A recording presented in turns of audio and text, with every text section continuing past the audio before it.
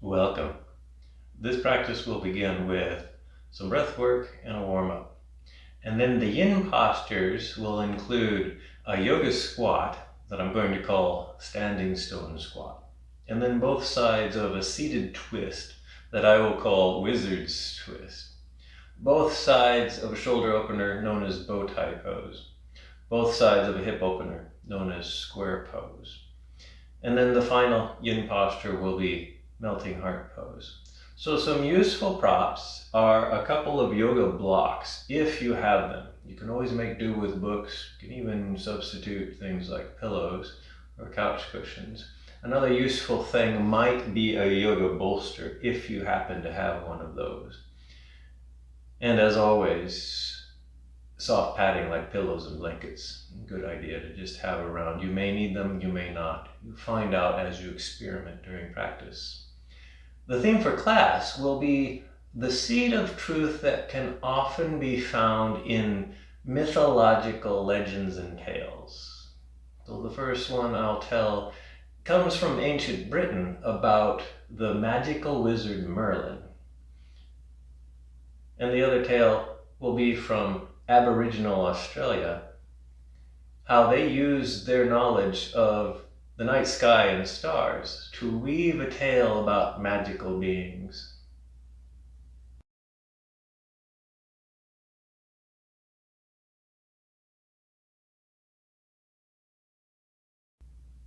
This practice begins by finding a rooted and stable seat. It can be sitting cross-legged like I am, you can be sitting up on padding like I am, or maybe you need to find a different kind of seat today to cultivate a sense of stability and rootedness and really feel the contact points between your body and the floor. So maybe a visualization that I would like to maybe create in your minds is, some of us might be familiar with the ancient Neolithic site in southern Britain called Stonehenge. It's these giant several ton stones sticking up out of the ground in this kind of circle configuration. Large stones, smaller stones, most of them much bigger and much heavier than a human. And it's believed to be several thousand years old. So if you're familiar with that site, then that's kind of the picture I'd like you to have in your mind of these gigantic stones that are planted in the ground.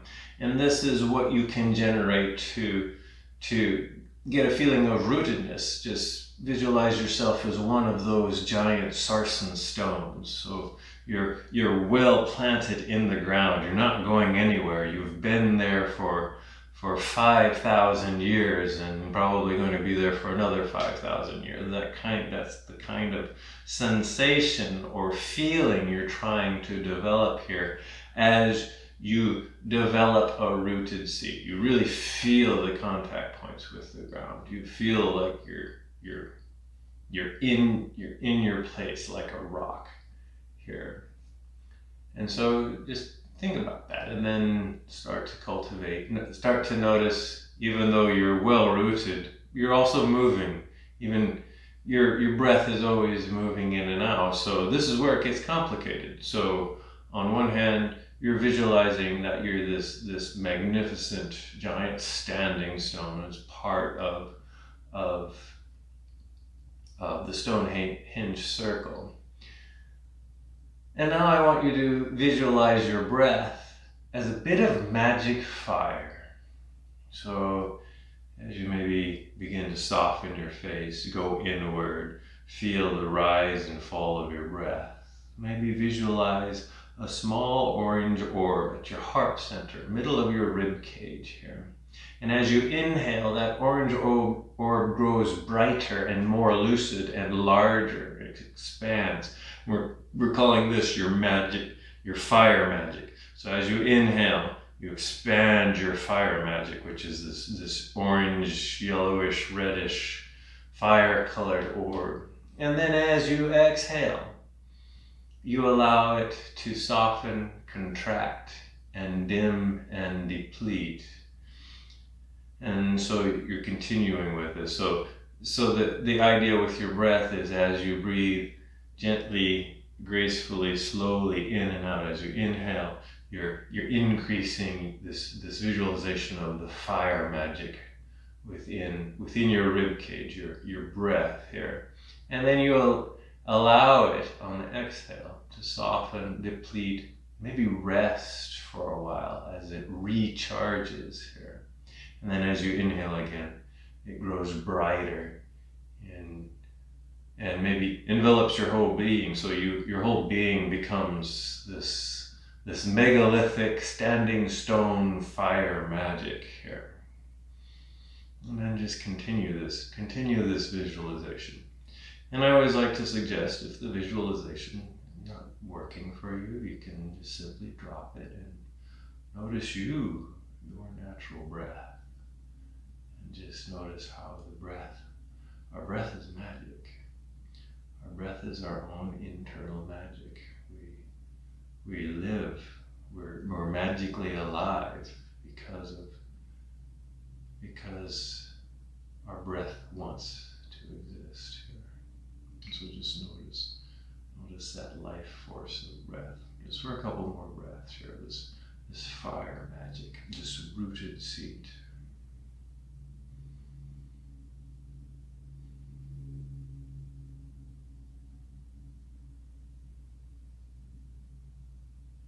And then if you had your eyes closed, you can slowly open your eyes. A few little bit of yang-like warm-up exercises before we get into the long-held yin postures in this yin practice. So slowly make your way onto your back.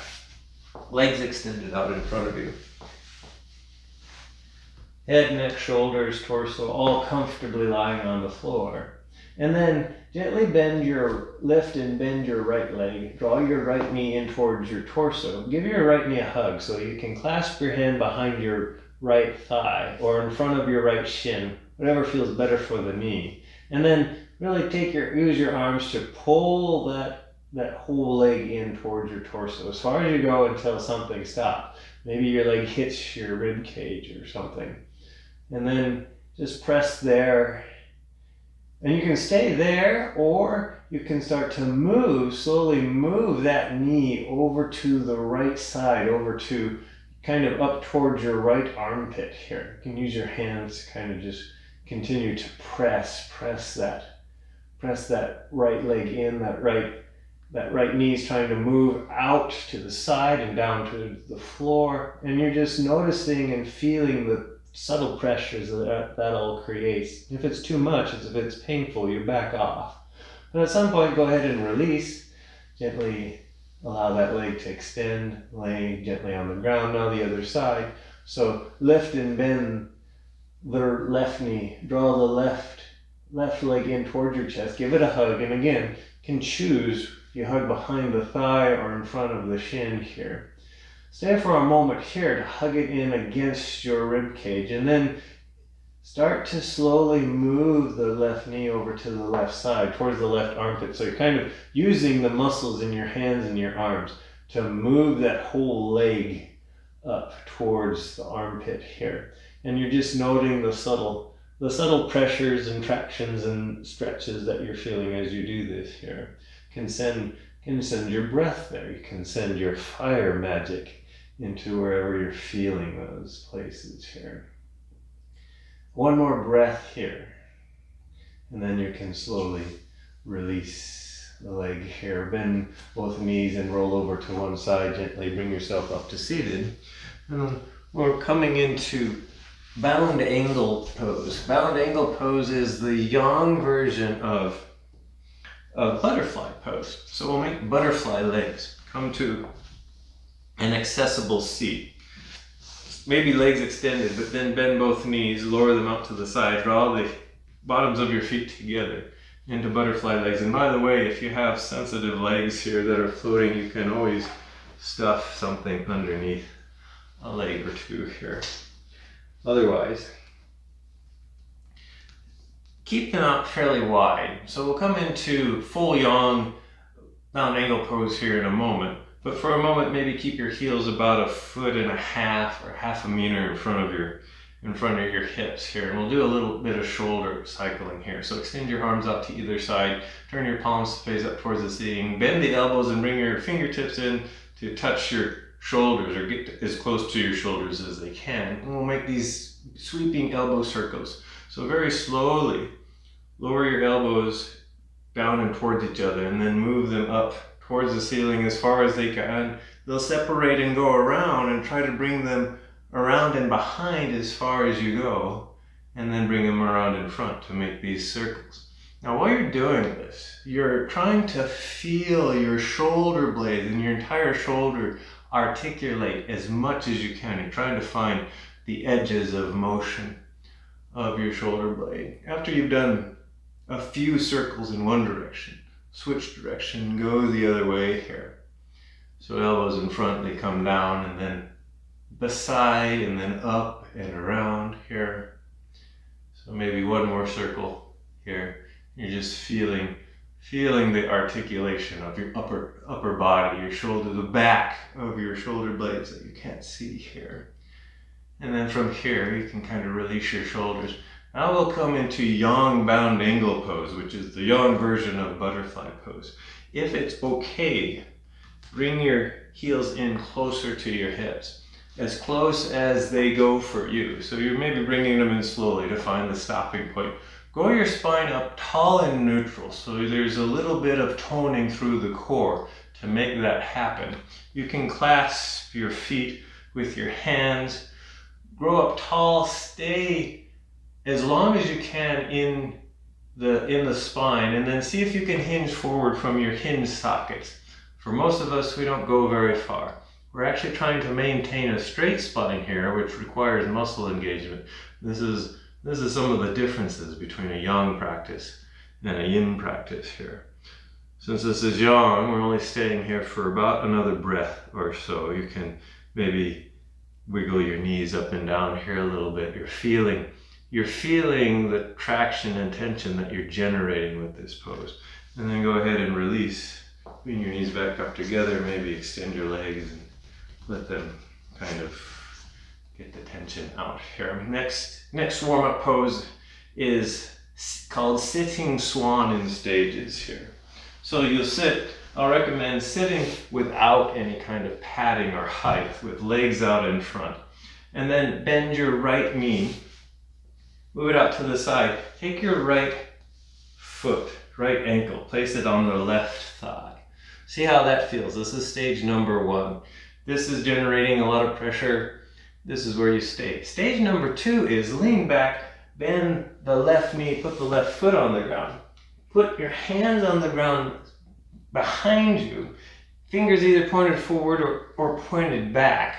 And then try to extend and straighten your arms. This is stage number 2. Stage number 3 is lift your hips up, send them forward towards that front foot. Try to extend your arms here again and try to lengthen through your torso. So this is a little bit of a yang maneuver in that we're trying to keep our torso straight here, our spine neutral. And then go ahead and release one leg, release the other leg. Allow your torso to go up and over here just for a moment into a forward fold. And then bring yourself up, reset for the other side. So both legs are extended out in front. Right leg is straight, left knee bends, bring the left ankle, put it on the top of the right thigh. This is stage number 1. Decide if you want to stay here. Stage number 2 is bend the right knee, put the right foot on the ground. Place your hands on the ground behind your torso, extend your arms here. This might be enough, so this is stage number 2. Stage number 3 is lift your hips and move them closer to the right ankle here. And then maybe hold for a breath. And then go ahead and release the leg, release the other leg, move your torso up and over into just kind of a counter pose to this warm-up. And then bring yourself up. That's the end of the warm-up. So we're getting into the first long-held posture, which is a yoga squat. So for some people that have a certain build and range of motion, they can sit very naturally into a squat and stay there for a very long time. So for a squat, you basically, feet are out shoulder width or maybe wider, toes point slightly out. And then you just bend your knees and bring your heels down onto the floor. Some people, and you might have to experiment with the distance between your feet, how far away they are from each other. This is, for some people, people can sit this way very naturally. And if that's your case, then you can do that.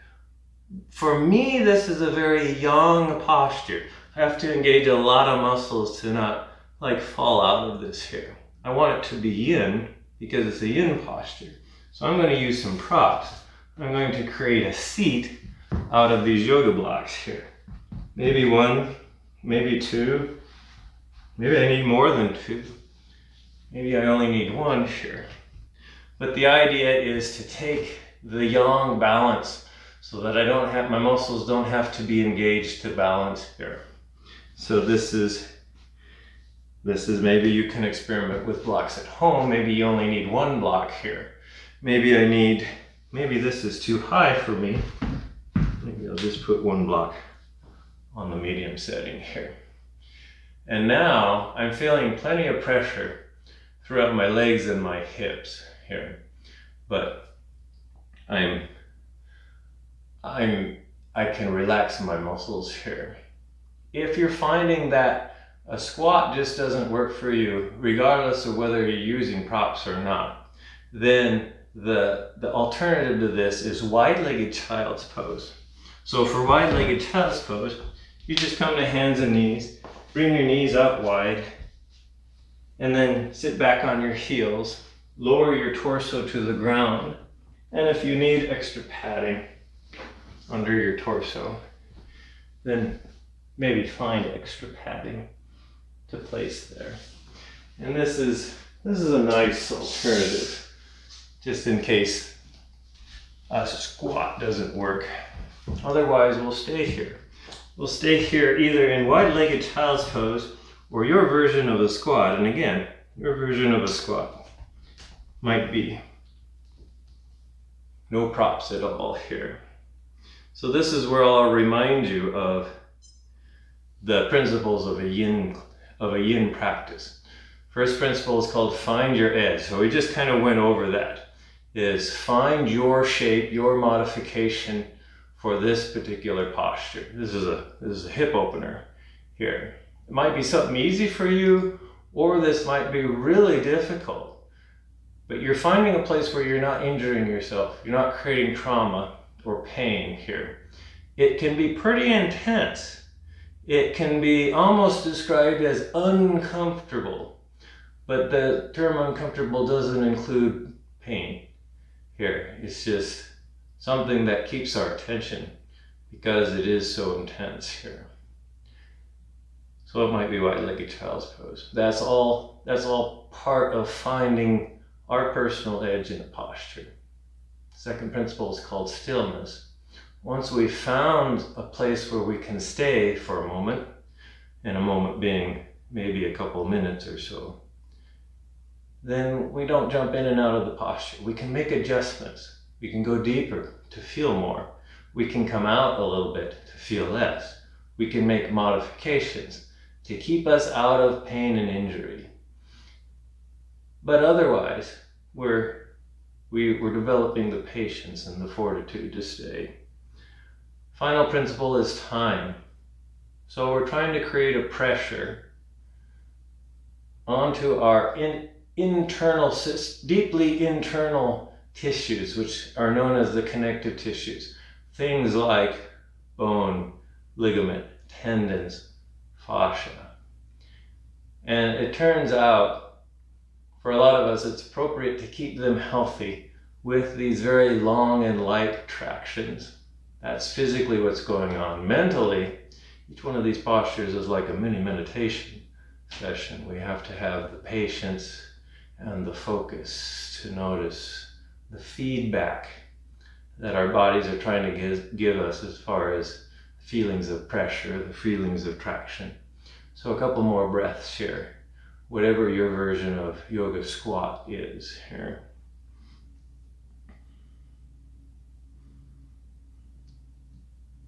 And then when you're ready to release, you can either roll forward or roll back or stand up. here. Just to come out, I'm going to recommend a young counter pose called Baby Cobra. And just to extend the legs out, so make your way gently onto your belly, legs comfortably extended out behind you. Hands on either side of your shoulders, elbows bent in, elbows keep in. And then from here, raise your shoulders up. Lift your shoulders up towards the ceiling. Lift your sternum up towards the ceiling using the muscles in the back of your torso. And then at some point, press into the ground with your hands and begin to lift your heart up off of the floor a little bit more into an easy cobra pose here. Head and neck can stay neutral here. Maybe hold for a breath and then very gently lower everything back down to the ground here. And then go ahead and bring yourself up. Come to seated, legs out in front. You can sit up on a little bit of padding if you need to, or maybe a lot of height if you need to. You can always sit up on a block or on a bolster. The next yin postures are a seated twist that I'm going to nickname Wizard's Twist here. So come seated, legs out in front, and then bend your left knee, raise your left knee, put your left foot on the outside of your right knee here. You can stay here, or if you want to, you can try to bend the right knee. Bring the right heel on the outside of the left hip. If your knee or your hip or your ankle, your bottom knee doesn't like that, then you can just keep it straight here. So this foot is trying to stay planted here. Grow up tall through your torso again. So trying to bring the spine back to neutral initially, and then begin to twist towards the left. So gentle twist here till things start to stop. You can wrap your right arm around your left knee, or if you know this pose and you like to put your hand on the arm on the outside of the left knee, then by all means do so here. We'll stay here for just roughly 2 minutes or so. So not as long as maybe a 3 or 4 minute hold here, because there is some yang involved here. Muscles have to be engaged to maintain the twist here. So if you're not feeling much, you can always twist a little bit deeper. If you're feeling too much, maybe twist a little bit less. Maybe check in with your breath. Maybe check in with your seat. Are you well grounded? Are you feeling rooted here? And how's that fire magic breath of yours? Maybe it feels very different here. Just continue to notice. So I thought I'd talk about this ancient tale that comes from Britain here. And it has to deal, this was a myth that was actually written down in the Middle Ages, trying to explain and describe where the giant sarsen stones came from that are located at Stonehenge. And it turns out that there's big stones at Stonehenge and there's smaller stones at Stonehenge. And they actually come from 2 different places. We'll talk about where they come from after I tell the tale here. So this ancient myth that comes from the Middle Ages talks about the wizard Merlin, the magical wizard Merlin. And the myth says that the wizard Merlin took an army of men and went west to the land of giants. So back then, during the Middle Ages, the land of giants was considered Ireland. Ireland was the land of giants. Not only was it the land of giants, but back then Ireland was part of Britain, was actually considered part of Ireland. So the western tip of Wales is actually was considered back then to be part of Ireland here. Anyway, they went over there. They went to the land of giants and they found this giant stone circle known as the Giant's Dance. And through his magic, Merlin picked up the stones. and he moved them back to Britain, to where they stand now at Stonehenge here. So just one more breath here. And then bring yourself forward. Maybe a little bit of a counter twist, but we are twisting on the other side. So come forward, extend your legs out, maybe point and flex your feet a few times and wobble your legs around. And then we'll set up for the other side of the twist. So with legs straight, bend the right knee, lift the right leg, put the right foot on the outside of the left knee, ground that right foot here, feel it rooted like a standing stone. Left leg can remain straight if it needs to, or you can bend the left knee and bring the left heel on the outside of the right hip here. Grow up tall through your torso. Now we're turning to the right side. So slowly turn until you start to feel some stopping points. Again, you can help by hugging that right knee with the left arm. Right hand behind you, maybe use it as a little bit of another standing stone of stability here.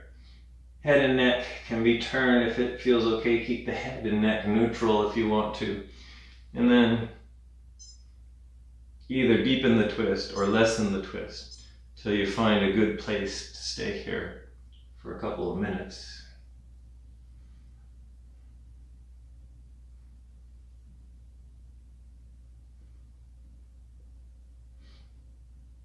So this myth about Stonehenge is about the wizard Merlin using his magic to move the stones from the land of giants. That's the myth. But it turns out there is a seed of truth to all of this, because among the giant 20-ton sarsen stones are much smaller, older stones known as blue stones. Now they're only a couple of tons, but they didn't come nearby. The big giant stones came from about 16 miles away. The blue sarsen stones came from 150 miles away, and they actually came from the western part of Britain along the coast in West Wales. So this part about Merlin and men going west is true. It's also true that they went to Ireland because back when the story was written down in the Middle Ages, West Wales was considered part of Ireland. And it turns out that that's what archaeologists have discovered, is the smaller, older blue stones actually came from West Wales, which was known as Ireland. So that seed of truth of this magical myth is actually true. Not only that, but it also turns out that those older, smaller stones in Stonehenge formed a stone circle in Western Wales prior to them getting moved to current Stonehenge. So it's another seed of truth in that story here. So just one more breath here on this twist. And then slowly begin to unwind yourself. Maybe a little bit of a counter twist. And then lean back, undo the wizard legs here. And you can do a little bit of maneuvering to reverberate from that twist. And I'll go ahead and explain the setup for the next yin posture. The next yin posture is a pretty intense shoulder opener. So there'll be ideas of modifications here. Maybe I'll use a bolster first and describe how to do this. This is called bow tie pose. So for bow tie pose, if you have a bolster, and you can see, and you don't have to have a bolster here, but if you happen to have one, this might be an easier way to get into this posture. You'll lay prone on the bolster with kind of your upper sternum off the edge of the bolster, and then you'll wrap your arms around underneath. So as you see, as I lower myself onto the bolster, my shoulders are above the bolster here. And then take your left arm, so maybe start out in a Sphinx, kind of a Sphinx pose on the bolster. And then take your left arm, extend it out to the right, across in front of your torso, as far as it goes. And then the right arm extends out to the left as far as it goes. And then slowly lower your torso rate onto your arms here until you feel some pressure in the arms, in the shoulders, in the upper body here. So this is an easier way to do it because you have a spacer. You have the bolster as a spacer. We'll only stay here for a couple of minutes because we have two sides to do. This is actually asymmetric here. If you want more intensity, then the idea is to do this without a bolster. So left arm extends up to the right in front of your torso, in front of your chest. Right arm extends up to the left in front of your chest. And then you allow your torso weight to just sink down into the arms and create pressure in the shoulders here. And then we'll stay here. Again, just a couple minutes here. Because if you don't normally do this on a regular basis, this is probably pretty intense for the shoulders here. For some of us, this is just not possible. There's no way to do this without creating pain here. So an alternative to both of these in bow tie is to do what I call seated eagle arms. So in seated eagle arms, come to just whatever seat feels stable for you. And then bring your arms out wide. And then sweep your left arm underneath your right as far as they go until they don't go anymore. Stage number one, bend at the elbows. See if you can clasp your shoulders with your hands. Stage number two, see if you can wrap your forearms, catch your fingers in each other. Step number five, some people might be able to make the eagle, prayer hands. If you can do that, then you can stay here. And then just hold this for a minute, maybe a minute and a half or so. When your shoulders or your arms have had enough, and you can just release out of it. So that's a good modification if bow tie is just a little bit much on your shoulders here. So we have about 3 or 4 more breaths here on this side of bow tie. Like I said, we won't stay here quite as long. So maybe check in with your breath. There's a lot of intensity in the back side of your shoulders. This is where you use your magic fire breath. Breathe in, breathe into the back of your torso. Just one more breath here. And then it's time to come out. Now, if you spent the whole 2 minutes here, it's maybe hard to come out. You might have to roll back and forth a few times until you can release one arm, you can release the other arm. Take some time to shake it out, or just come into a Sphinx pose. This kind of opposes the pressures in the shoulders and the upper bodies. Or maybe you have to come out, do maybe some shoulder cycling here. We do have the other side of this posture to do. So, whatever your variation is, on this side of bow tie pose, start out in Sphinx pose, and then the right arm goes through first underneath. So extend the right arm in front of the torso to the left arm up above here. And then again, you might decide that you want to use a bolster for this, or maybe the floor is good enough here. So then you stay here for a couple of minutes, or maybe you come to a nice seat and try eagle arms. This time with eagle arms, it's the right arm underneath the left arm to find your version of eagle arms. And then you can just stay here and notice the sensations. The sensations are the truth. Notice your breath. Your breath is the true aspect of your fire magic here. So the reason why I'm telling these two tales, I've told the first one, these mythological tales of magic and legend, is because there often is a kernel of truth, a bit of truth buried within the fantastical realm of the myth. And a lot of times that happens to us in life and in our yoga practices. We create a myth that is in general not true about who we are, how we operate. But part of the tale we weave is actually true. And so yoga is a practice to to refocus on that bit of truth. If you're in an intense shoulder opener like this, the bit of truth is the tightness that you're feeling, is the stopping point. That's the kernel of truth. Whereas the myth might be, oh, I wonder if I look really cool in a particular posture. It's like, it doesn't really matter if any of us look cool, even though we often strive to do yoga postures that maybe look cool.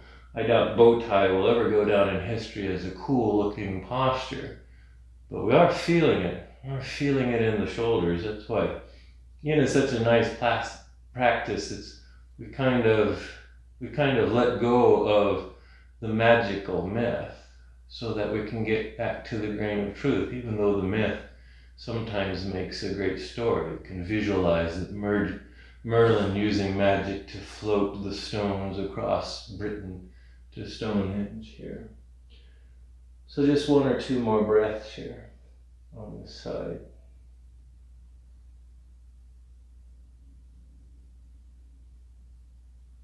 And then slowly make your way out here. Again, you might have to slowly work at it to release your arms until your arms actually release. And then some kind of counter pose. You can do a systems check with your arms to make sure your arms still work. Maybe you come up into Sphinx for a moment. Maybe you come up to sitting and just do some shoulder rolls to work out the stagnation here in the shoulders. So that was some shoulder work. We'll get back to a shoulder pose in a minute, but now back to a hip opening posture. So the next Yin posture is known as square pose. And square pose is not a pose that all of us can do easily. So maybe stay tuned for a modification here. For square pose, we'll come to seated, and you can sit up on a little bit or a lot of height. I'm sitting up on a blanket. You can sit up on a bolster or one of the blocks if you have one of those. You'll start out with legs out in front. Square pose is a harder version of sitting cross-legged here. So you'll bend your left knee, bring your left shin perpendicular in front of your line of sight here. And then you'll bend your right knee and see if you can stack your right shin on top of your left shin here. So it kind of looks like this. Knees can float, they just can't be in pain. So if the floating creates a painful instability, by all means, put some supportive padding under whatever knee is feeling unstable. Could be the bottom knee. So then the padding goes there, or maybe you need padding under both knees here. You can rearrange. This doesn't have to be perfect where things end up. So if you need to rearrange the heels and the ankles a little bit, do so. You can bring the heels in. You can bring the feet farther apart or closer together. If all of that is not working for you, and for some of us it's not going to work for us at all, then the essence of this hip opener is also can be found in eye of the needle. So if you're in square, you can stay here, torso lifted, or you can begin to fold forward and you can round your torso in a Yin practice, any amount. You can put padding underneath your torso. We'll stay here for 3 minutes now, so much longer than the twists or the shoulder stretch. Otherwise, if you're really frustrated with square pose, and it's okay if you are frustrated with it here, go ahead and make your way onto your back, and then bend your knees, put your feet on the floor, lift your right leg up, put your right ankle on your left thigh, right knee is out wide here, and then rest your head, torso, and neck on the floor. You can keep the left foot on the floor, or you can raise the left leg, clasp the left leg with your hands in front of the shin or behind the thigh here, and then just pull in until you're feeling a little bit of resistance here in this posture. Otherwise, for a lot of people, just sitting here with an up straight torso good enough, you're feeling enough. Again, this is meant to be a hip opener to get into the outside of the hips. So if you're feeling too much burning, biting, torquing in the knees, that is not the point of the posture here. So again, support the knees or find a modification that works for you. By the way, this is the normal name for this in Yin is called square pose. There's another name for this posture. The common name that you find in normal Hatha or Yang classes is fire log pose, or double fire log. Fire log or pose that sticks with this theme of magical fire and of fire, which brings me to the next mythological tale. This tale comes from the Southern Hemisphere. This tale comes from native peoples from the continent of Australia. So an Aboriginal tale from Australia that was recorded by anthropologists probably 200 years ago. And we've gone back and restudied this oral tale, this oral myth that the original Aborigines would tell about the stars, some of their star stories. And the star story is a classic one that involves some of the well-known stars that we find in the night sky. The constellation, it involves the stars in the constellation that we know of, the Greek constellation Orion. Of course, in this ancient Aboriginal tale, Orion was, this collection of stars was known as a hunter. Was a very skilled hunter by the name of Nyaruna. And Nyaruna was a very skilled hunter who was very attracted to a group of sisters known as the Ugarilya sisters. And the Ugarilya sisters were actually represented in the sky by the star cluster of the Pleiades. Because Nyaruna was so attracted to all of these sisters, he began to pursue them and chase after them, and they were trying to escape from his advances. And so their eldest sister, whose name was Kambaguda was her name. Kambaguda was the eldest sister. She stopped, she turned around, she held her ground and decided to battle Nyaruna. So just one more breath here. Now if you folded forward here in fire log, in square pose, slowly bring your torso up first, maybe lean back so you can release your legs. You can slowly come out of eye of the needle if that's what you were practicing here. A little bit of time. We have another side of this posture to do. So maybe take some counter pose time to work out the stagnation and the desperation that maybe was developing here in this posture. And then we'll set up for the other side of either square pose or the other side of eye of the needle. This time, the right knee is bent, the right shin is on the ground first, and then you're stacking the left shin on top here. So opposite what you did the first time here. And with eye of the needle is the same too. Do the other side, the other knee here. Put padding where you need to. You can just stay upright, or you can fold forward in the amount here. And remember, you can always prop your torso up with whatever you have for props if the torso needs propping here. It's yin, so you can relax and round your spine. And then we'll go here for another 3 minutes. So Kambaguda, the eldest sister, decided to do battle with, she's actually designated by the stars that make the Greek constellation Taurus. So that's Kambaguda. And if you notice if you know these bright constellation, Taurus is right in the middle between the constellation Orion and the Pleiades. Or in this story, it's Kambaguda is standing in the middle between Nyaruna and the Ugarilya sisters here. And so she stops to face the hunter, to face Nyaruna. And so Nyaruna decides to battle her, and he raises his right arm with a club in it. And that is designated that is known as to the natives as the star Betelgeuse.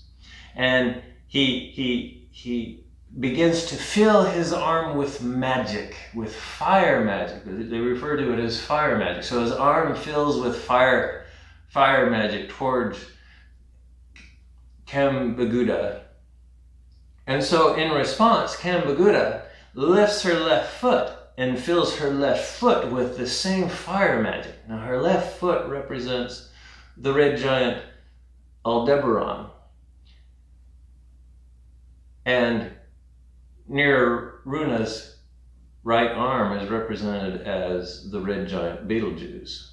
So this is where they're getting this tale. She fills her left foot with fire magic, and then she kicks dust into the face of Nyaruna. And of course Nyaruna is humiliated, so the magic in his arm dissipates.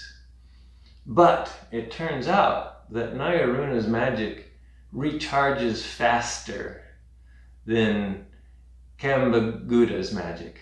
And so he has magic again, fire magic in his arm, fire magic in Betelgeuse, and so he begins to pursue the sisters again. Kambaguda's magic doesn't recharge as fast. It's not recharging as fast. And so she has to find something else to defend her sisters against the hunter. So she calls upon these young dingo dogs, these young dingo puppies, to line up and create a fence around the hunter to kind of ward him off. And so these dogs, these young puppies that are friends, they're trying to do their best to ward him off. But Nyaruna's magic rebounds and restores and refills, and so he repels the young dingo dogs. Kambaguda's magic still hasn't recharged yet, and so she has to find another form of defense to protect her sisters.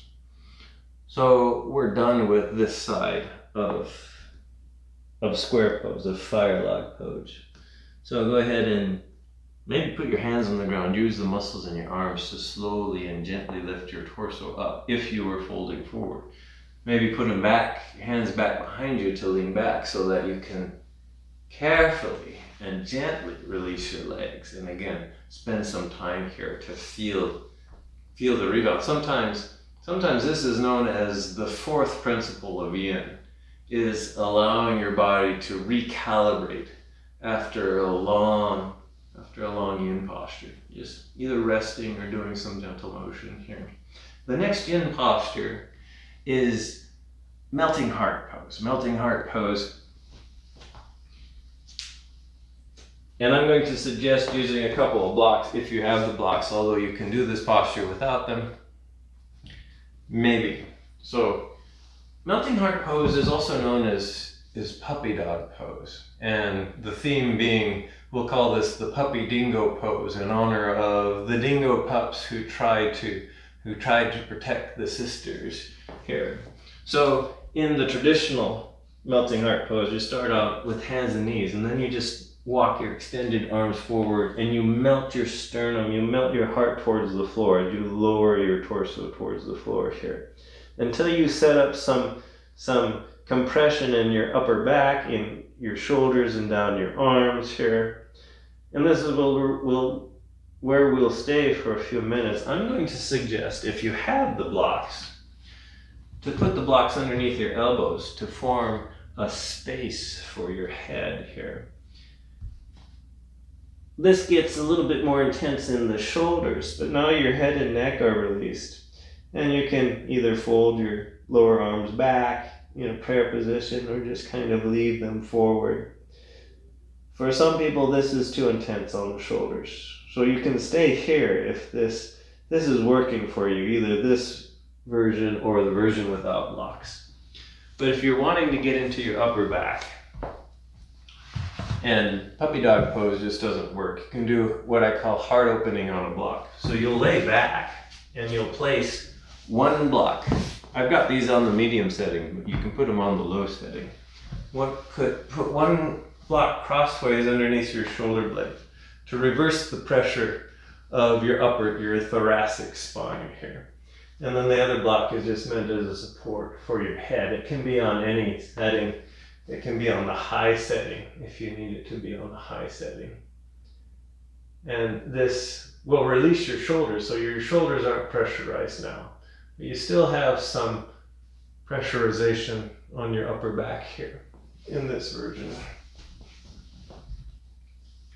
So find your modification. This is a little bit of, yoga is a little bit of an experimentation here. In other words, to find that truth that exists in the myth. It's like maybe you want to do puppy dog pose so badly, but the truth is it's just too injurious on your shoulders. And then you should respect that truth and find a modification that works a little bit better for you here. So maybe another minute and a half here in this posture, or in a heart opening posture here.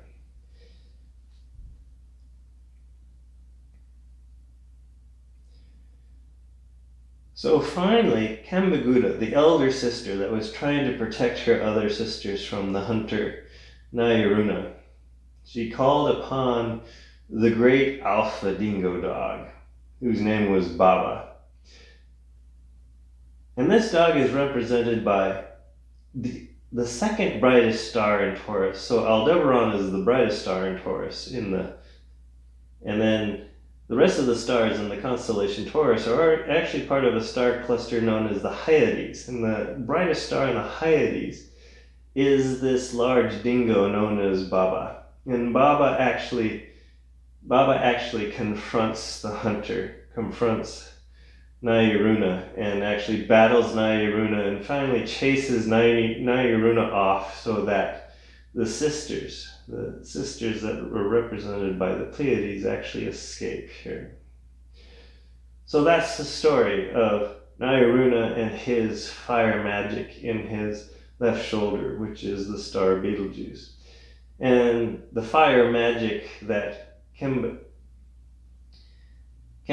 has, which is the fire magic in her left foot, which is the star Aldebaran. That's the myth.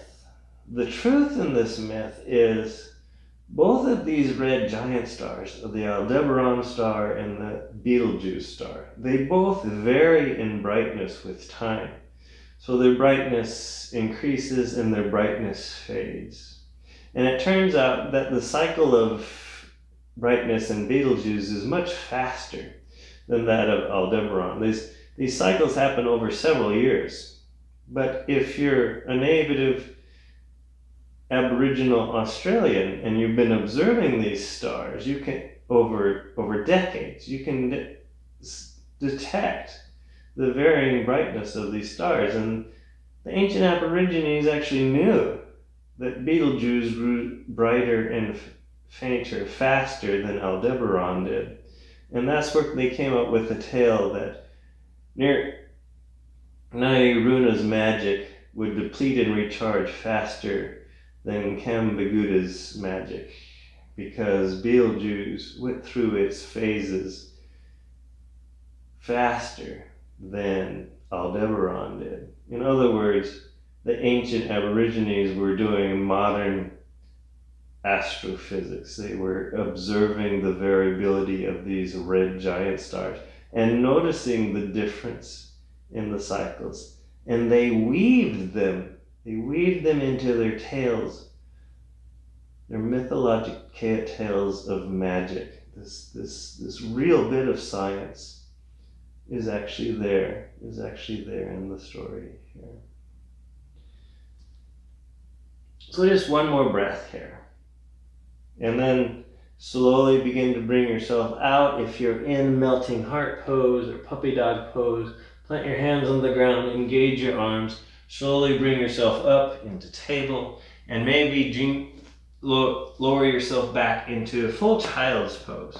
So knees together, hips to heels, lower your torso, and I'm going to suggest drape your arms beside your torso, and that allows your shoulders to droop forward, which is the counter motion to getting pressed back in melting heart here. And then just stay here for a moment. This is the counter pose.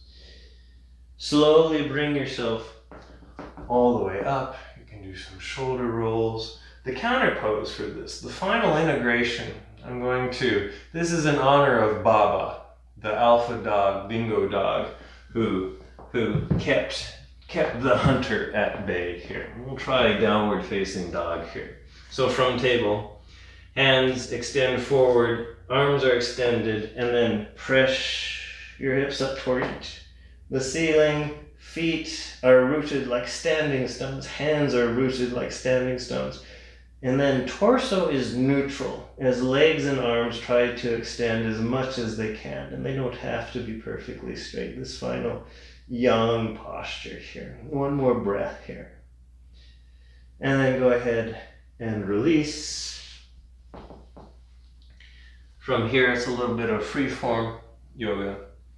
Any kind of motions that you need to do to work out any kinks, any final postures to balance out any imbalances, and then come to your final resting posture. I'm going to suggest reclined butterfly pose for Savasana. You have another restorative posture, or maybe traditional Savasana that you would like to do, then you can try that here.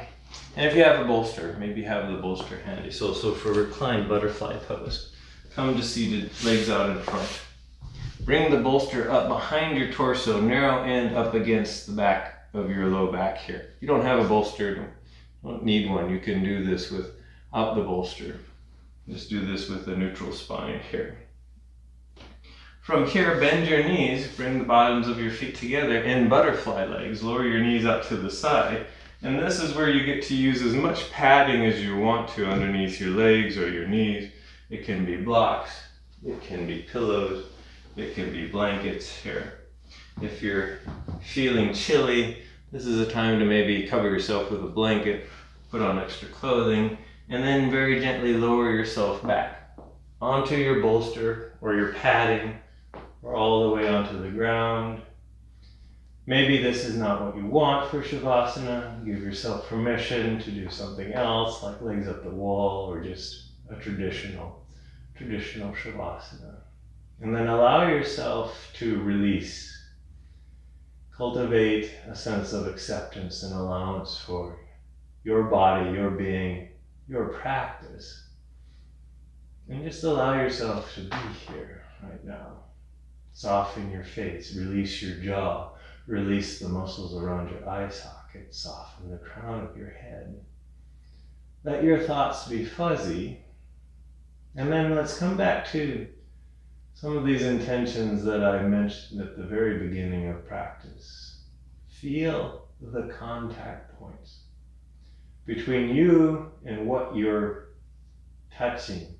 Maybe it's you and a bolster, or you and the ground. Notice those points. From your feet all the way to your head. And then visualize a sense of rootedness, like the great standing stones of Stonehenge. And then begin to tap into your breath. Notice the rise and fall of your ribcage. Notice the expansion and contraction of your torso. And then maybe visualize that fiery orb, that yellowish, orangish, reddish orb of energy at your heart center that I labeled your fire magic. And once again, set up this visualization of every inhale that you make. That fire magic grows, brightens, and expands. Every time you exhale, it softens, it releases, it rests, and it restores until the next inhale, the next brightening, the next expansion. This is you.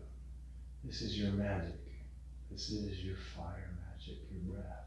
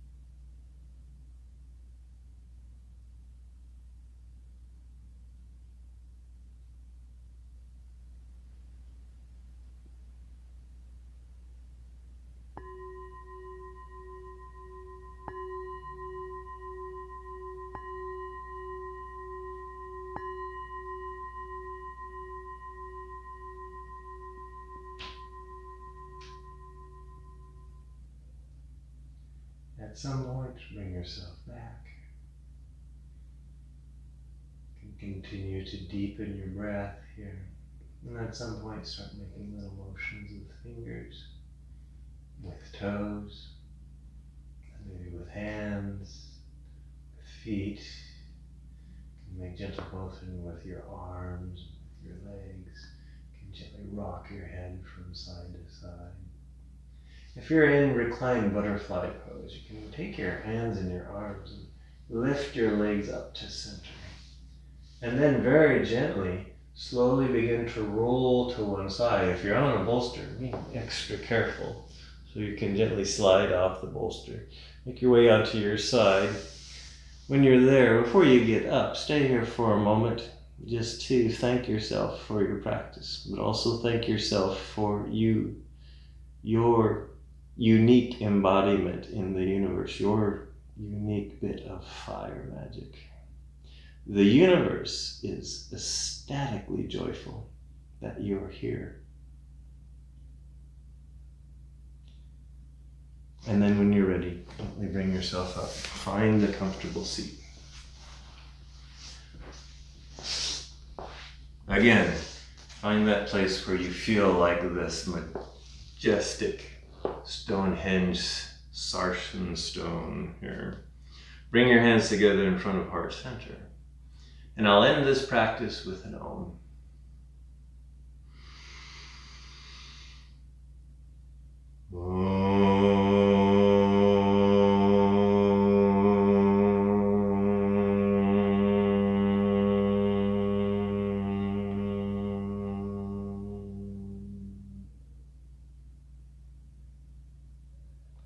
The inner starlight in me honors the inner starlight in you. Namaste.